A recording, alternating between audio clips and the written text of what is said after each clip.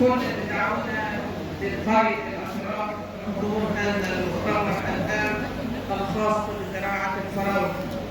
وأنا سؤالي كامرأة وكذلك مسؤولة عن المرأة في حماية الوطن في حماية.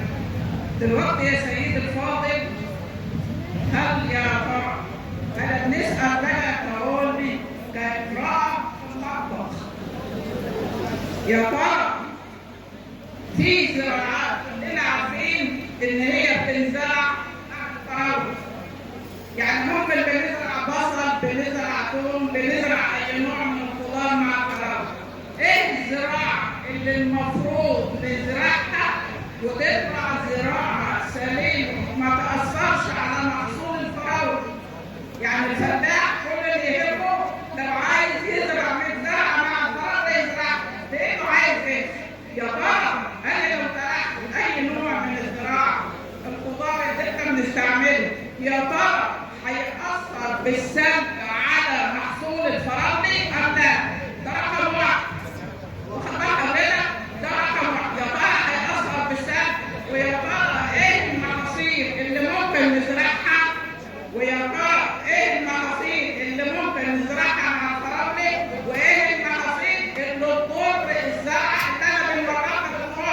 لان المواطن.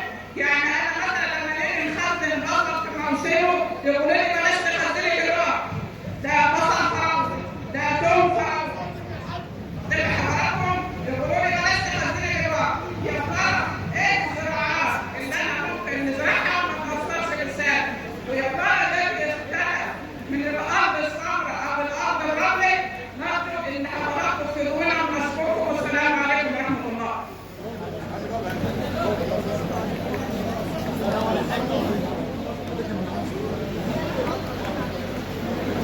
السلام عليكم. الحاجه مش عايز اسيب ولا حته في المصطلح فاضيه يا جماعه. بص يا حاجه، التوم بيتزرع عشان التوم في توافق ما بين التوم وما بين الفراوله، التوافق ما بين حاجه. انا ما اقدرش ازرع اي محصولات يكون في توافق ما بين الاصل وما بين الاخر اللي هيتزرع، اللي هو ايه؟ اللي هو التوم. التوم دي زراعته على اساس ان هو ما بياخدش مكان وبيطلع طبعا لفوق، فما ينفعش انه يظهر اي حاجه. تاني حاجه، التوم يعتبر طار ليه التوم طار المليون، لكن انا غير متاح معايا ان انا اعمل خالص. يعني دور على عمل زراعه النهارده المصطلح زي ده، ما زراعه المصطلح ما شفتهاش، فانت ما فيش مكان اصلا في المصطلح عشان تزرع حاجه ثانيه. ده لولا التوم ان هو طبعا ده فوق ما كانش، فما عنديش القابليه ان تزرعي حاجه غير الموضوع. في سؤال تاني؟